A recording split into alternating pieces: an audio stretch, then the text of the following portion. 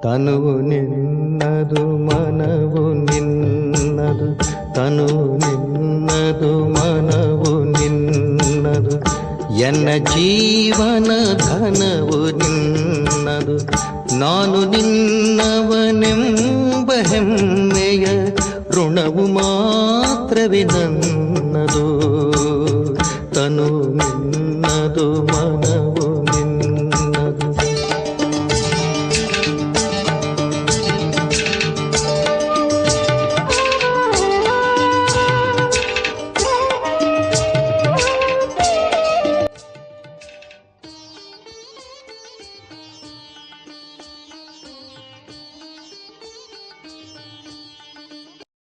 ಓಂ ಶಾಂತಿ. ಪ್ರಾತಃ ಮುರಳಿ ಬಾಪ್ದಾದ ಮಧುಬನ. ದಿನಾಂಕ 4/5/2024. ಮಧುರ ಮಕ್ಕಳೇ, ಶಿವತಂದೆಯು ಏನನ್ನು ತಿಳಿಸುತ್ತಾರೆಯೋ ಅದು ನಿಮ್ಮ ಹೃದಯದಲ್ಲಿ ಮುದ್ರಿತವಾಗಬೇಕು. ಸೂರ್ಯವಂಶಿ ಮನೆತನದಲ್ಲಿ ಶ್ರೇಷ್ಠ ಪದವಿಯನ್ನು ಪಡೆಯಲು ತಾವಿಲ್ಲಿ ಬಂದಿದ್ದೀರಿ. ಆದ್ದರಿಂದ ಧಾರಣೆಯನ್ನು ಮಾಡಬೇಕು. ಪ್ರಶ್ನೆ: ಸದಾ ರಿಫ್ರೆಶ್ ಆಗಿರುವ ಸಾಧನವೇನಾಗಿದೆ? ಉತ್ತರ: ಹೇಗೆ ತಾಪವಿದ್ದಾಗ ಪಂಖ ಅಂದರೆ ಫ್ಯಾನನ್ನು ಹಾಕುತ್ತಾರೆ, ಅದು ರಿಫ್ರೆಶ್ ಮಾಡುತ್ತದೆ. ಹಾಗೆಯೇ ಸುದರ್ಶನ ಚಕ್ರವನ್ನು ತಿರುಗಿಸುತ್ತಾ ಇದ್ದಾಗ ರಿಫ್ರೆಶ್ ಆಗುತ್ತೀರಿ. ಸುದರ್ಶನ ಚಕ್ರಧಾರಿ ಆಗುವುದರಲ್ಲಿ ಎಷ್ಟು ಸಮಯ ಹಿಡಿಸುತ್ತದೆ ಎಂದು ಮಕ್ಕಳು ಕೇಳುತ್ತಾರೆ. ತಂದೆಯೇ ತಿಳಿಸುತ್ತಾರೆ, ಮಕ್ಕಳೇ, 1 ಕ್ಷಣ ಸಾಕು. ತಾವು ಮಕ್ಕಳು ಅವಶ್ಯವಾಗಿ ಸುದರ್ಶನ ಚಕ್ರಧಾರಿಗಳಾಗಬೇಕು. ಏಕೆಂದರೆ ಇದರಿಂದಲೇ ನೀವು ಚಕ್ರವರ್ತಿ ರಾಜರಾಗುತ್ತೀರಿ. ಸುದರ್ಶನ ಚಕ್ರವನ್ನು ತಿರುಗಿಸುವವರು ಸೂರ್ಯವಂಶೀಯರಾಗುತ್ತಾರೆ. ಓಂ ಶಾಂತಿ. ಶಿವಭಗವಾನ್ ವಾಚ. ಪಂಖವು ತಿರುಗಿದಾಗ ಎಲ್ಲರನ್ನೂ ರಿಫ್ರೆಶ್ ಮಾಡುತ್ತದೆ. ಹಾಗೆಯೇ ನೀವು ಸಹ ಸುದರ್ಶನ ಚಕ್ರಧಾರಿಗಳಾಗಿ ಕುಳಿತುಕೊಳ್ಳುತ್ತೀರೆಂದರೆ ಬಹಳ ರಿಫ್ರೆಶ್ ಆಗುತ್ತೀರಿ. ಸುದರ್ಶನ ಚಕ್ರಧಾರಿಯ ಅರ್ಥವನ್ನು ಸಹ ಯಾರೂ ತಿಳಿದುಕೊಂಡಿಲ್ಲ. ಆದ್ದರಿಂದ ಅವರಿಗೆ ತಿಳಿಸಬೇಕು. ತಿಳಿದುಕೊಳ್ಳದಿದ್ದರೆ ಚಕ್ರವರ್ತಿ ರಾಜರಾಗುವುದಿಲ್ಲ. ಸುದರ್ಶನ ಚಕ್ರಧಾರಿಗಳಿಗೆ ನಿಶ್ಚಯವಿರುತ್ತದೆ, ನಾವು ಚಕ್ರವರ್ತಿ ರಾಜರಾಗಲು ಸುದರ್ಶನ ಚಕ್ರಧಾರಿಗಳಾಗಿದ್ದೇವೆ. ಕೃಷ್ಣನಿಗೂ ಚಕ್ರವನ್ನು ತೋರಿಸುತ್ತಾರೆ. ಲಕ್ಷ್ಮೀನಾರಾಯಣ ಕಂಬೈನ್ಡ್ ರೂಪಕ್ಕೂ ತೋರಿಸುತ್ತಾರೆ. ಒಬ್ಬರಿಗೂ ತೋರಿಸುತ್ತಾರೆ. ಸುದರ್ಶನ ಚಕ್ರವನ್ನು ತಿಳಿಯಬೇಕು. ಆಗಲೇ ಚಕ್ರವರ್ತಿ ರಾಜರಾಗುವಿರಿ. ಮಾತು ಬಹಳ ಸಹಜವಾಗಿದೆ. ಮಕ್ಕಳು ಹೇಳುತ್ತಾರೆ, ಬಾಬಾ, ಸುದರ್ಶನ ಚಕ್ರಧಾರಿಗಳಾಗುವುದರಲ್ಲಿ ಎಷ್ಟು ಸಮಯ ಹಿಡಿಸುತ್ತದೆ? ಮಕ್ಕಳೇ, 1 ಸೆಕೆಂಡ್ ಸಾಕು. ಮತ್ತೆ ನೀವು ವಿಷ್ಣು ವಂಶಿ ಆಗುತ್ತೀರಿ. ದೇವತೆಗಳಿಗೆ ವಿಷ್ಣು ವಂಶೀಯರೆಂದೇ ಹೇಳುತ್ತಾರೆ. ವಿಷ್ಣು ವಂಶೀಯರಾಗಲು ಮೊದಲು ಶಿವವಂಶೀಯರಾಗಬೇಕು. ಆಗ ಶಿವತಂದೆಯು ಕುಳಿತು ಸೂರ್ಯವಂಶೀಯರನ್ನಾಗಿ ಮಾಡುತ್ತಾರೆ. ಮಾತು ಬಹಳ ಸಹಜವಾಗಿದೆ. ನಾವು ಹೊಸ ಪ್ರಪಂಚದಲ್ಲಿ ಸೂರ್ಯವಂಶೀಯರಾಗುತ್ತೇವೆ. ನಾವು ಹೊಸ ಪ್ರಪಂಚದ ಮಾಲೀಕ ಚಕ್ರವರ್ತಿಗಳಾಗುತ್ತೇವೆ. ಸುದರ್ಶನ ಚಕ್ರಧಾರಿಗಳಿಂದ ವಿಷ್ಣು ವಂಶಿ ಆಗುವುದರಲ್ಲಿ 1 ಕ್ಷಣ ಹಿಡಿಸುತ್ತದೆ. ಮಾಡುವವರು ಶಿವತಂದೆ ಆಗಿದ್ದಾರೆ. ಶಿವತಂದೆಯು ವಿಷ್ಣು ವಂಶೀಯರನ್ನಾಗಿ ಮಾಡುತ್ತಾರೆ. ಮತ್ತಾರೂ ಮಾಡುವುದಿಲ್ಲ. ಇದಂತೂ ಮಕ್ಕಳಿಗೆ ಗೊತ್ತಿದೆ. ವಿಷ್ಣು ವಂಶೀಯರು ಸತ್ಯುಗದಲ್ಲಿರುತ್ತಾರೆ. ಇಲ್ಲಿಲ್ಲ. ಇದು ವಿಷ್ಣು ವಂಶಿ ಆಗುವ ಯುಗವಾಗಿದೆ. ತಾವಿಲ್ಲಿ ವಿಷ್ಣು ವಂಶದಲ್ಲಿ ಬರುವುದಕ್ಕಾಗಿಯೇ ಇಲ್ಲಿಗೆ ಬರುತ್ತೀರಿ. ಅವರಿಗೆ ಸೂರ್ಯವಂಶೀಯರೆಂದು ಹೇಳುತ್ತೀರಿ. ಜ್ಞಾನ ಸೂರ್ಯವಂಶಿ ಅಕ್ಷರ ಬಹಳ ಚೆನ್ನಾಗಿದೆ. ವಿಷ್ಣು ಸತ್ಯುಗದ ಮಾಲೀಕನಾಗಿದ್ದನು. ಅವರಲ್ಲಿ ಇಬ್ಬರೂ ಇದ್ದಾರೆ. ಮಕ್ಕಳು ಲಕ್ಷ್ಮೀನಾರಾಯಣ ಅಥವಾ ವಿಷ್ಣುವಂಶಿ ಆಗಲು ಬಂದಿದ್ದೀರಿ. ಇದರಲ್ಲಿ ಬಹಳ ಖುಷಿಯೂ ಆಗುತ್ತದೆ. ಹೊಸ ಪ್ರಪಂಚ, ಹೊಸ ವಿಶ್ವದಲ್ಲಿ, ಸ್ವರ್ಣಿಮ ಯುಗದ ವಿಶ್ವದಲ್ಲಿ ನಾವು ವಿಷ್ಣುವಂಶೀಯರಾಗಬೇಕಾಗಿದೆ. ಇದಕ್ಕಿಂತ ಶ್ರೇಷ್ಠ ಪದವಿ ಮತ್ತಾವುದೂ ಇಲ್ಲ. ಇದರಲ್ಲಿ ಬಹಳ ಖುಷಿಯಾಗಬೇಕು. ಪ್ರದರ್ಶನಿಯಲ್ಲಿ ನೀವು ತಿಳಿಸುತ್ತೀರಿ, ನಿಮ್ಮ ಗುರಿ ಧ್ಯೇಯವೇ ಇದಾಗಿದೆ. ತಿಳಿಸಿ. ಇದು ಬಹಳ ದೊಡ್ಡ ವಿಶ್ವವಿದ್ಯಾಲಯವಾಗಿದೆ. ಇದಕ್ಕೆ ಆಧ್ಯಾತ್ಮಿಕ ವಿಶ್ವವಿದ್ಯಾಲಯವೆಂದು ಹೇಳಲಾಗುತ್ತದೆ. ಗುರಿ ಧ್ಯೇಯವು ಈ ಚಿತ್ರದಲ್ಲಿದೆ. ಮಕ್ಕಳು ಇದನ್ನು ಬುದ್ಧಿಯಲ್ಲಿಟ್ಟುಕೊಳ್ಳಬೇಕು. ಮಕ್ಕಳಿಗೆ ತಿಳಿಸುವುದರಲ್ಲಿ 1 ಸೆಕೆಂಡ್ ಇಡಿಸುವಂತೆ ಹೇಗೆ ಬರೆಯುವುದು? ನೀವೇ ತಿಳಿಸಬಲ್ಲಿರಿ. ಅದರಲ್ಲಿಯೂ ಬರೆಯಲಾಗಿದೆ, ನಾವು ವಿಷ್ಣುವಂಶಿ ದೇವಿ ದೇವತೆಗಳಾಗಿದ್ದೆವು. ಅರ್ಥಾತ್ ದೇವಿ ದೇವತಾ ಕುಲದವರಾಗಿದ್ದೆವು. ಸ್ವರ್ಗದ ಮಾಲೀಕರಾಗಿದ್ದೆವು.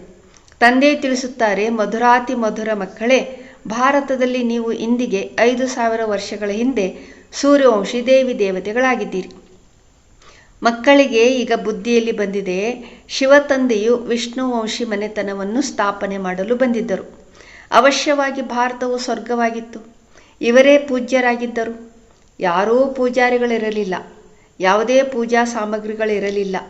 ಈ ಶಾಸ್ತ್ರಗಳಲ್ಲೇ ಪೂಜೆಯ ಸಂಪ್ರದಾಯ, ಪದ್ಧತಿ ಮೊದಲಾದವುಗಳು ಬರೆಯಲ್ಪಟ್ಟಿದೆ. ಇದು ಸಾಮಗ್ರಿಯಾಗಿದೆ. ಶಿವತಂದೆಯು ಕುಳಿತು ತಿಳಿಸುತ್ತಾರೆ, ಅವರು ಜ್ಞಾನಸಾಗರ, ಮನುಷ್ಯ ಸೃಷ್ಟಿಯ ಬೀಜರೂಪ ಆಗಿದ್ದಾರೆ. ಅವರಿಗೆ ವೃಕ್ಷಪತಿ ಅಥವಾ ಬೃಹಸ್ಪತಿ ಎಂದು ಹೇಳುತ್ತಾರೆ. ಬೃಹಸ್ಪತಿಯ ದಶೆಯು ಶ್ರೇಷ್ಠಾತಿ ಶ್ರೇಷ್ಠ ಆಗಿರುತ್ತದೆ. ವೃಕ್ಷಪತಿಯು ನಿಮಗೆ ತಿಳಿಯಪಡಿಸುತ್ತಿದ್ದಾರೆ, ನೀವು ಪೂಜ್ಯ ದೇವಿ ದೇವತೆಗಳಾಗಿದ್ದೀರಿ, ನಂತರ ಪೂಜಾರಿಗಳಾದಿರಿ. ಯಾವ ದೇವಿ ದೇವತೆಗಳು ನಿರ್ವಿಕಾರಿಗಳಾಗಿದ್ದರೋ ಮತ್ತೆ ಅವರು ಎಲ್ಲಿ ಹೋದರು? ಅವಶ್ಯವಾಗಿ ಪುನರ್ಜನ್ಮವನ್ನು ತೆಗೆದುಕೊಳ್ಳುತ್ತಾ ಕೆಳಗಿಳಿಯುತ್ತಾರೆ. ಅಂದಾಗ ಒಂದೊಂದು ಅಕ್ಷರವನ್ನು ನೋಟ್ ಮಾಡಿಕೊಳ್ಳಬೇಕು. ಹೃದಯದ ಮೇಲೋ ಅಥವಾ ಕಾಗದದ ಮೇಲೋ. ಇದನ್ನು ಯಾರು ತಿಳಿಸುತ್ತಾರೆ? ಶಿವತಂದೆ. ಅವರೇ ಸ್ವರ್ಗವನ್ನು ರಚಿಸುತ್ತಾರೆ. ಶಿವತಂದೆಯೇ ಮಕ್ಕಳಿಗೆ ಸ್ವರ್ಗದ ಆಸ್ತಿಯನ್ನು ಕೊಡುತ್ತಾರೆ. ತಂದೆಯ ವಿನಃ ಮತ್ತಾರು ಕೊಡಲು ಸಾಧ್ಯವಿಲ್ಲ. ಲೌಕಿಕ ತಂದೆಯಂತೂ ದೇಹಧಾರಿಯಾಗಿದ್ದಾರೆ. ನೀವು ನಿಮ್ಮನ್ನು ಆತ್ಮನೆಂದು ತಿಳಿದು ಪಾರಲೌಕಿಕ ತಂದೆಯನ್ನು ನೆನಪು ಮಾಡುತ್ತೀರಿ, ಬಾಬಾ ಎಂದು. ಆಗ ಹೇ ಮಕ್ಕಳೇ ಎಂದು ತಂದೆಯೂ ಪ್ರತ್ಯುತ್ತರ ನೀಡುತ್ತಾರೆ. ಅಂದ ಮೇಲೆ ಬೇಹದ್ದಿನ ತಂದೆ ಆದರಲ್ಲವೇ? ಮಕ್ಕಳೇ, ನೀವು ಸೂರ್ಯವಂಶಿ ದೇವಿ ದೇವತೆಗಳು ಪೂಜ್ಯರಾಗಿದ್ದೀರಿ, ನಂತರ ಪೂಜಾರಿಯಾದಿರಿ. ಇದು ರಾವಣನ ರಾಜ್ಯವಾಗಿದೆ. ಪ್ರತಿ ವರ್ಷವೂ ರಾವಣನನ್ನು ಸುಡುತ್ತಾರೆ, ಆದರೂ ಸಾಯುವುದಿಲ್ಲ. 12 ತಿಂಗಳಿನ ನಂತರ ಮತ್ತೆ ರಾವಣನನ್ನು ಸುಡುತ್ತಾರೆ. ಅಂದರೆ ಸಿದ್ಧ ಮಾಡಿ ತೋರಿಸುತ್ತಾರೆ, ನಾವು ರಾವಣನ ಸಂಪ್ರದಾಯದವರಾಗಿದ್ದೇವೆ ಎಂದು. ರಾವಣ ಎಂದರೆ ಪಂಚವಿಕಾರಗಳ ರಾಜ್ಯವು ಖಚಿತವಾಗಿದೆ. ಸತ್ಯುಗದಲ್ಲಿ ಎಲ್ಲರೂ ಶ್ರೇಷ್ಠಾಚಾರಿಗಳಾಗಿದ್ದರು. ಈಗ ಕಲಿಯುಗ ಹಳೆಯ ಭ್ರಷ್ಟಾಚಾರಿ ಪ್ರಪಂಚವಾಗಿದೆ. ಈ ಚಕ್ರವು ಸುತ್ತುತ್ತಾ ಇರುತ್ತದೆ. ಈಗ ನೀವು ಪ್ರಜಾಪಿತ ಬ್ರಹ್ಮವಂಶಿ ಸಂಗಮಯುಗದಲ್ಲಿ ಕುಳಿತಿದ್ದೀರಿ. ನಿಮ್ಮ ಬುದ್ಧಿಯಲ್ಲಿದೆ, ನಾವು ಬ್ರಾಹ್ಮಣರಾಗಿದ್ದೇವೆ. ಈಗ ನಾವು ಶೂದ್ರ ಕುಲದವರಲ್ಲ. ಈ ಸಮಯವೇ ಆಸುರಿ ರಾಜ್ಯವಾಗಿದೆ. ತಂದೆಗೆ ಹೇಳುತ್ತಾರೆ, ಹೇ ದುಃಖಹರ್ತ ಸುಖಕರ್ತ. ಅಂದ ಮೇಲೆ ಈಗ ಸುಖವೆಲ್ಲಿದೆ? ಸತ್ಯುಗದಲ್ಲಿ ಸುಖ ಇರುತ್ತದೆ. ದುಃಖವೆಲ್ಲಿದೆ? ದುಃಖವಂತೂ ಕಲಿಯುಗದಲ್ಲಿದೆ. ದುಃಖಹರ್ತ ಸುಖಕರ್ತ ಶಿವ ತಂದೆಯಾಗಿದ್ದಾರೆ. ಅವರು ಸುಖದ ಆಸ್ತಿಯನ್ನೇ ಕೊಡುತ್ತಾರೆ. ಸತ್ಯುಗಕ್ಕೆ ಸುಖಧಾಮವೆಂದು ಹೇಳಲಾಗುತ್ತದೆ. ಅಲ್ಲಿ ದುಃಖದ ಹೆಸರೇ ಇರುವುದಿಲ್ಲ. ನಿಮ್ಮ ಆಯಸ್ಸು ಸಹ ದೀರ್ಘವಾಗಿರುತ್ತದೆ. ಅಳುವ ಅವಶ್ಯಕತೆ ಇರುವುದಿಲ್ಲ. ಸಮಯಾನುಸಾರ ಹಳೆಯ ಶರೀರ ಬಿಟ್ಟು ಹೊಸದನ್ನು ಪಡೆದುಕೊಳ್ಳುತ್ತಾರೆ. ಶರೀರ ವೃದ್ಧವಾಗಿದೆ ಎಂದು ಮೊದಲೇ ತಿಳಿಯುತ್ತದೆ. ಮಗು ಸತೋಗುಣಿಯಾಗಿರುತ್ತದೆ. ಆದ್ದರಿಂದ ಮಕ್ಕಳನ್ನು ಬ್ರಹ್ಮಜ್ಞಾನಿಗಳಿಗಿಂತಲೂ ಶ್ರೇಷ್ಠರೆಂದು ತಿಳಿಯುತ್ತಾರೆ. ಏಕೆಂದರೆ ಆ ಸನ್ಯಾಸಿಗಳಿಗಂತೂ ವಿಕಾರಿ ಗೃಹಸ್ಥಿಗಳಿಂದ ಸನ್ಯಾಸಿಯಾಗಿರುತ್ತಾರೆ. ಆದ್ದರಿಂದ ಅವರಿಗೆ ಎಲ್ಲ ವಿಕಾರಗಳ ಬಗ್ಗೆ ಗೊತ್ತಿರುತ್ತದೆ. ಚಿಕ್ಕ ಮಕ್ಕಳಿಗೆ ಇದು ತಿಳಿದಿರುವುದೇ ಇಲ್ಲ. ಈ ಸಮಯದಲ್ಲಿ ಇಡೀ ಪ್ರಪಂಚದಲ್ಲಿ ರಾವಣ ರಾಜ್ಯವಿದೆ, ಭ್ರಷ್ಟಾಚಾರಿ ರಾಜ್ಯವಿದೆ. ಶ್ರೇಷ್ಠಾಚಾರಿ ದೇವತೆಗಳ ರಾಜ್ಯವು ಸತ್ಯುಗದಲ್ಲಿತ್ತು, ಈಗಿಲ್ಲ. ಮತ್ತೆ ಚರಿತ್ರೆಯು ಪುನರಾವರ್ತನೆ ಆಗುತ್ತದೆ. ಶ್ರೇಷ್ಠಾಚಾರಿಗಳನ್ನಾಗಿ ಯಾರು ಮಾಡುವರು? ಇಲ್ಲಂತೂ ಒಬ್ಬರೂ ಶ್ರೇಷ್ಠಾಚಾರಿಗಳಿಲ್ಲ. ಇದಕ್ಕೆ ಬಹಳ ಬುದ್ಧಿ ಬೇಕು. ಇದು ಪಾರಸ್ ಬುದ್ಧಿಯವರಾಗುವ ಯುಗವಾಗಿದೆ. ತಂದೆಯು ಬಂದು ಕಲ್ಲು ಬುದ್ಧಿಯವರಿಂದ ಪಾರಸ್ ಬುದ್ಧಿಯವರನ್ನಾಗಿ ಮಾಡುತ್ತಾರೆ. ಸತ್ಸಂಗವು ಮೇಲೆತ್ತುತ್ತದೆ, ಕೆಟ್ಟ ಸಂಘವು ಕೆಳಗೆ ಬೀಳಿಸುತ್ತದೆ ಎಂದು ಹೇಳಲಾಗುತ್ತದೆ. ಸತ್ಯ ತಂದೆಯ ವಿನಃ ಪ್ರಪಂಚದಲ್ಲಿ ಉಳಿದೆಲ್ಲವೂ ಕುಸಂಗಗಳಾಗಿವೆ. ತಂದೆಯು ತಿಳಿಸುತ್ತಾರೆ, ನಾನು ಸಂಪೂರ್ಣ ನಿರ್ವಿಕಾರಿಗಳನ್ನಾಗಿ ಮಾಡಿ ಹೋಗುತ್ತೇನೆ. ಮತ್ತೆ ಸಂಪೂರ್ಣ ವಿಕಾರಿಗಳನ್ನಾಗಿ ಯಾರು ಮಾಡುತ್ತಾರೆ? ಮಕ್ಕಳು ಹೇಳುವರು, ನಮಗೇನು ಗೊತ್ತು? ತಂದೆ ಹೇಳುತ್ತಾರೆ, ಅರೆ, ನಿರ್ವಿಕಾರಿಗಳನ್ನಾಗಿ ಯಾರು ಮಾಡುತ್ತಾರೆ? ಅವಶ್ಯವಾಗಿ ತಂದೆಯೇ ಮಾಡುತ್ತಾರೆ. ಮತ್ತೆ ವಿಕಾರಿಗಳನ್ನಾಗಿ ಯಾರು ಮಾಡುತ್ತಾರೆ? ಇದು ಯಾರಿಗೂ ಗೊತ್ತಿಲ್ಲ. ತಂದೆಯೇ ತಿಳಿಸುತ್ತಾರೆ, ಮನುಷ್ಯರಂತೂ ಏನನ್ನೂ ತಿಳಿದಿಲ್ಲ. ರಾವಣ ರಾಜ್ಯವಾಗಿದೆಯಲ್ಲವೇ? ಯಾರ ತಂದೆಯಾದರೂ ಸಾವನ್ನಪ್ಪಿದರೆ ಕೇಳಿ, ಎಲ್ಲಿಗೆ ಹೋದರು? ಸ್ವರ್ಗವಾಸಿಯಾದರೆಂದು ಹೇಳುತ್ತಾರೆ. ಒಳ್ಳೆಯದು. ಇದರ ಅರ್ಥ ಅವರು ನರಕದಲ್ಲಿದ್ದರಲ್ಲವೇ? ಅಂದ ಮೇಲೆ ನೀವು ಸಹ ನರಕವಾಸಿಗಳಾಗಿದ್ದೀರಲ್ಲವೇ? ತಿಳಿಸಲು ಎಷ್ಟು ಸಹಜವಾಗಿದೆ. ತಮ್ಮನ್ನು ಯಾರು ನರಕವಾಸಿಗಳೆಂದು ತಿಳಿಯುವುದೇ ಇಲ್ಲ. ನರಕಕ್ಕೆ ವೇಶ್ಯಾಲಯ, ಸ್ವರ್ಗಕ್ಕೆ ಶಿವಾಲಯವೆಂದು ಹೇಳಲಾಗುತ್ತದೆ. ಇಂದಿಗೆ 5000 ವರ್ಷಗಳ ಮೊದಲು ಈ ದೇವಿ ದೇವತೆಗಳ ರಾಜ್ಯವಿತ್ತು. ನೀವು ವಿಶ್ವದ ಮಹಾರಾಜ ಮಹಾರಾಣಿಯಾಗಿದ್ದೀರಿ. ಮತ್ತೆ ಪುನರ್ಜನ್ಮ ತೆಗೆದುಕೊಳ್ಳಬೇಕಾಯಿತು. ನೀವೇ ಎಲ್ಲರಿಗಿಂತ ಹೆಚ್ಚಾಗಿ ಪುನರ್ಜನ್ಮವನ್ನು ಪಡೆದಿದ್ದೀರಿ. ಇದಕ್ಕಾಗಿಯೇ ಗಾಯನವಿದೆ. ಆತ್ಮಗಳು ಪರಮಾತ್ಮನಿಂದ ಬಹಳ ಕಾಲ ಅಗಲಿ ಹೋಗಿದ್ದರು. ನಿಮಗೆ ನೆನಪಿದೆ, ಮೊಟ್ಟ ಮೊದಲು ಆದಿ ಸನಾತನ ದೇವಿ ದೇವತಾ ಧರ್ಮದವರೇ ಬಂದು ಮತ್ತೆ 84 ಜನ್ಮಗಳನ್ನು ತೆಗೆದುಕೊಂಡು ಪತಿತರಾಗಿದ್ದೀರಿ. ಈಗ ಮತ್ತೆ ಪಾವನರಾಗಬೇಕಾಗಿದೆ. ಪತಿತ ಪಾವನ ತಂದೆಯೇ ಬನ್ನಿ ಎಂದು ಕರೆಯುತ್ತಾರೆ. ಅಂದ ಮೇಲೆ ಒಬ್ಬ ಸದ್ಗುರು ಶಿಕ್ಷಕನೇ ಬಂದು ಪಾವನರನ್ನಾಗಿ ಮಾಡುತ್ತಾರೆಂದು ಸರ್ಟಿಫಿಕೇಟನ್ನು ಕೊಡುತ್ತಾರೆ. ಈಗ ಸ್ವಯಂ ಶಿವ ತಂದೆಯೇ ತಿಳಿಸುತ್ತಾರೆ, ನಾನು ಈ ಬ್ರಹ್ಮತನದಲ್ಲಿ ಕುಳಿತು ಪಾವನರನ್ನಾಗಿ ಮಾಡುತ್ತೇನೆ. ಆದರೆ 84 ಲಕ್ಷ ಜನ್ಮಗಳ ಮಾತಿಲ್ಲ, ಕೇವಲ 84 ಜನ್ಮಗಳಿವೆ. ಈ ಲಕ್ಷ್ಮೀನಾರಾಯಣರು ಸತ್ಯುಗದಲ್ಲಿದ್ದರು, ಈಗಿಲ್ಲ ಅಂದಾಗ ಅವರು ಎಲ್ಲಿಗೆ ಹೋದರು? ಅವರು ಸಹ 84 ಜನ್ಮಗಳನ್ನು ತೆಗೆದುಕೊಳ್ಳಬೇಕಾಗುತ್ತದೆ. ಯಾರು 1ನೇ ಜನ್ಮದಲ್ಲಿ ಬರುತ್ತಾರೆಯೋ ಅವರೇ ಪೂರ್ಣ 84 ಜನ್ಮಗಳಲ್ಲಿ ಬರುತ್ತಾರೆ. ಮತ್ತೆ ಅವರೇ ಮೊದಲು ಹೋಗಬೇಕು. ದೇವಿ ದೇವತೆಗಳ ವಿಶ್ವದ ಇತಿಹಾಸವು ಪುನರಾವರ್ತನೆ ಆಗುತ್ತದೆ. ಸೂರ್ಯವಂಶಿ ಚಂದ್ರವಂಶಿ ರಾಜ್ಯವು ಮತ್ತೆ ಪುನರಾವರ್ತನೆ ಆಗುತ್ತದೆ. ತಂದೆಯು ನಿಮ್ಮನ್ನು ಯೋಗ್ಯರನ್ನಾಗಿ ಮಾಡುತ್ತಿದ್ದಾರೆ. ನಾವು ಈ ಪಾಠಶಾಲೆ ಅಥವಾ ಯೂನಿವರ್ಸಿಟಿಯಲ್ಲಿ ಕಲಿಯುತ್ತಿದ್ದೇವೆ. ಇಲ್ಲಿ ನಾವು ನರನಿಂದ ನಾರಾಯಣರಾಗುತ್ತೇವೆಂದು ನೀವು ಹೇಳುತ್ತೀರಿ. ನಮ್ಮ ಗುರಿ ಉದ್ದೇಶವೇ ಇದಾಗಿದೆ. ಯಾರು ಚೆನ್ನಾಗಿ ಪುರುಷಾರ್ಥ ಮಾಡುತ್ತಾರೆ ಅವರೇ ತೇರ್ಗಡೆಯಾಗುತ್ತಾರೆ. ಯಾರು ಪುರುಷಾರ್ಥ ಮಾಡುವುದಿಲ್ಲವೋ ಅವರು ಪ್ರಜೆಗಳಲ್ಲಿ ಕೆಲವರು ಸಾಹುಕಾರರಾಗುತ್ತಾರೆ, ಕೆಲವರು ಕಡಿಮೆ. ಈಗ ರಾಜಧಾನಿಯು ಸ್ಥಾಪನೆ ಆಗುತ್ತಿದೆ. ನಿಮಗೆ ಗೊತ್ತಿದೆ, ನಾವು ಶ್ರೀಮತದಂತೆ ಶ್ರೇಷ್ಠರಾಗುತ್ತಿದ್ದೇವೆ. ಶ್ರೇಷ್ಠಾತಿ ಶ್ರೇಷ್ಠ ಶಿವತಂದೆಯ ಮತದಂತೆ ಶ್ರೀ ಲಕ್ಷ್ಮೀನಾರಾಯಣ ಅಥವಾ ದೇವಿ ದೇವತೆಗಳಾಗುತ್ತೇವೆ.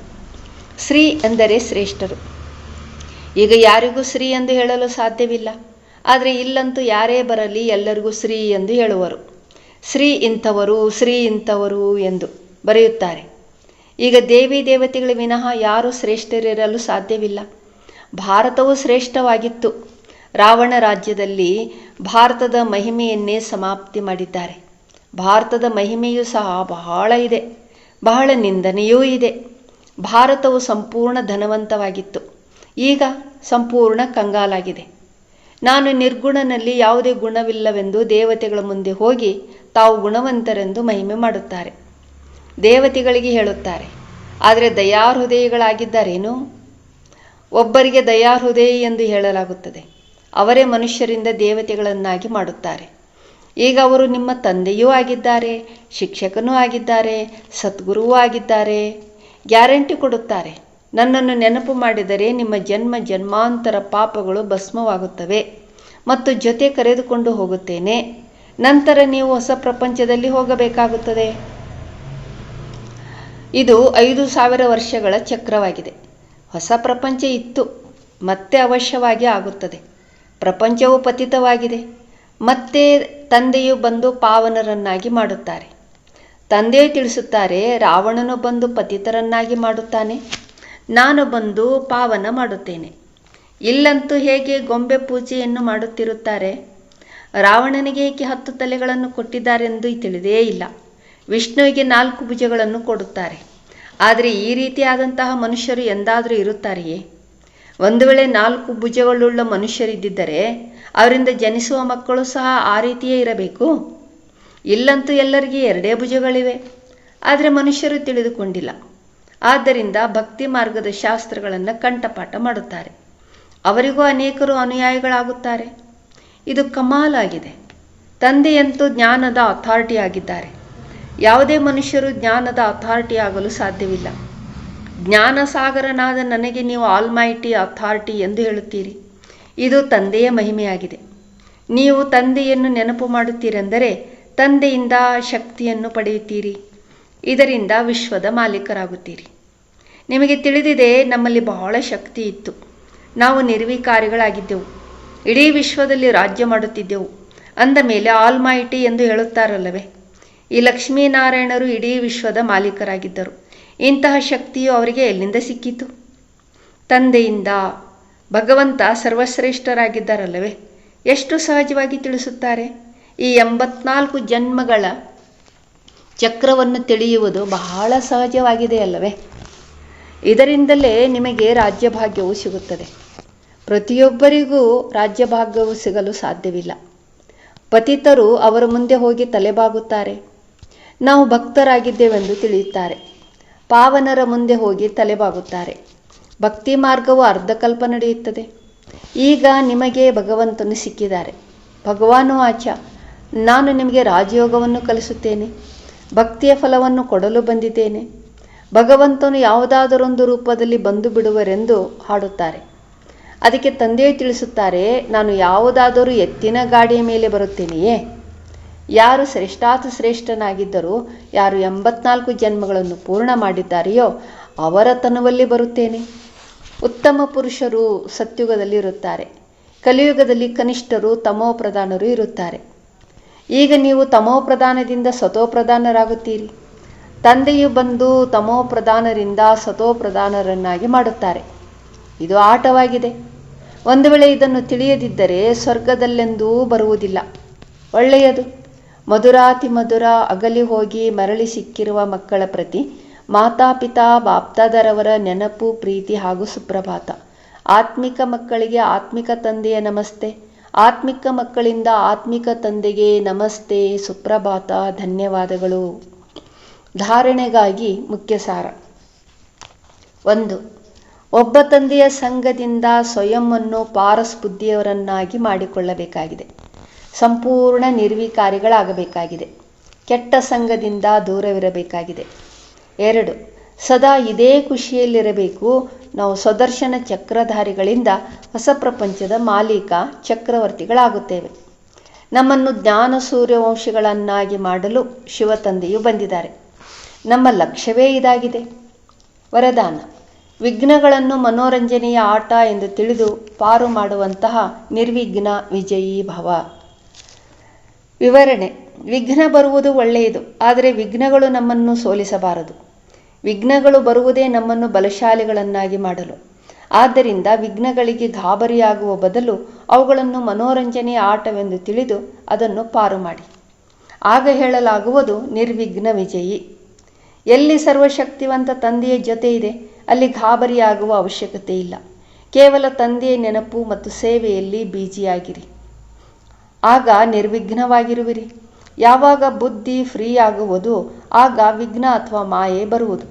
ಬೀಜಿಯಾಗಿದ್ದಾಗ ಮಾಯೆ ಅಥವಾ ವಿಘ್ನ ದೂರ ಸರಿದು ಬಿಡುವುದು.